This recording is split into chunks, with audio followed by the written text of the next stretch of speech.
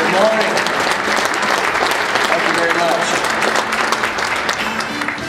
3 years in a row that I've been invited to do this. I think it grows every year. We are certainly pleased to see such a good crowd here this morning. To those of you who are not from our state of Georgia, welcome to our great state. To those of you who are from Georgia, thank you for what you do to continue to make our state one of the best places in the country in which to do business and to work and to live and to raise families. We're pleased that all of you are here this morning for this summit. Now, I want to congratulate Paige Siplin. He is doing an outstanding job along with his team at the Georgia Center for Innovation for Logistics. We believe that they, not only hosting this conference, but in the things that they do every day, make us all proud. We don't think that there's any other economic development agency that has a division like our Centers of Innovation. And we are proud of the fact that that makes us distinctive, and we believe that it gives us a competitive advantage. Now, we have a lot of things going, and I know you're going to hear a panel discussion of some of the experts of what's happening in Georgia, so I won't presume to take their thunder here in advance. But simply to point out to you that we believe that Georgia is strategically located from a logistics point of view for not only people doing business here, but people who want to grow and to come to our state. We all know that we have come a long way in the state of Georgia, from dirt roads and steam locomotives to a state where you can reach 80% of the United States market within a 2-day truck drive or within a 2-hour flight time from here in our state. You're going to hear about the Port of Savannah. Many of you do business there already. We are very proud of the growth that has occurred in that port. And as Gretchen indicated, we're working very hard to have the funds available so that we can deepen the harbor and the channel leading to the harbor, which will be an important part of accommodating those Super Post-Panamax vessels when they start coming through the enlarged Panama Canal. We have the largest intermodal hub and the most extensive railroad network in the Southeast, including 2 Class 1 railroads and 25 short-line railroads. We have a well-developed road system that includes 5 major interstates and 20,000 miles of federal and state highways, and the world's busiest airport. Our transportation system has been ranked number 3, in the top 3 at least, within states by CNBC for the last several years, and we believe that as we continue to build our assets, that ranking will continue to rise. As you may know, Atlanta-Hartsfield-Jackson Airport added a new international terminal last year, and we believe that in addition to that, they have also been recognized for their freight and logistics action plan, and we are very pleased that we are moving forward in that regard. Of the metropolitan regions in the United States, Atlanta has the 5th largest freight flow in the nation, which means that we truly are at the hub of what is happening. Now, there are many things that you're going to talk about, innovations that you're going to learn about while you're here. But the Port of Savannah remains one of the top priorities for us. In my budget this year, we are adding an additional $50 million to our bond package, which will bring the total obligated funds from the state of Georgia for our share of the project to approximately $231 million. That is almost the entire portion that the state was anticipated to be providing.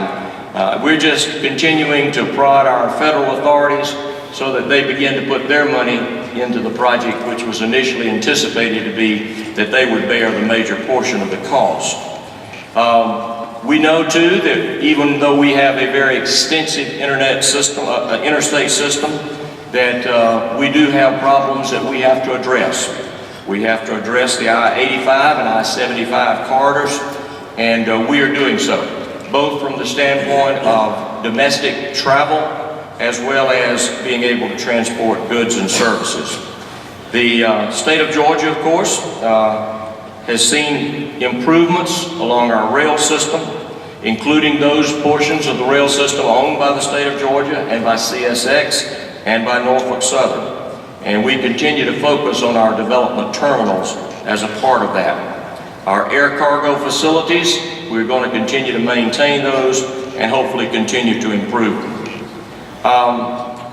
We understand too that the federal transportation bill of last year called for all states to create plans like the one that we already have in place in the state of Georgia. Our main reason for starting our freight and logistics plan, however, had very little to do with the federal government. It was about leadership and about what's right for the state of Georgia. For we found that for every dollar that we invested in freight improvement, that over the next 40 years, we expect to receive some $3.50 in return benefits. That's not a bad return on investment. And at that rate, we expect that it will generate more than $65 billion and thousands of new jobs for our state. We have received national recognition from the Federal Highway Administration as a model in the formulation and initiation of our freight and logistics plan. A few months ago, I was pleased to nominate Paige Cipollone to represent Georgia on the newly established Supply Chain Competitiveness Committee, which was part of the U.S. Department of Commerce, where he was not only appointed, but also asked by the Secretary to serve as Vice Chairman. Certainly Georgia is demonstrating logistics leadership at both the state and the federal level, and we see the value of what we're doing, and we intend to continue to strengthen it. And I'm doing my best to make sure that everyone knows that Georgia is the best place in the country in which to do business. We have had a number of delegations throughout the years that have come to our state, and I understand today that we have a number of countries that are represented with delegations here as well. I have gone to countries such as Japan, England, and Canada to stress the importance of doing business with and in our state, and those are paying dividends. You heard Gretchen make reference to some of the larger manufacturers that have come to our state.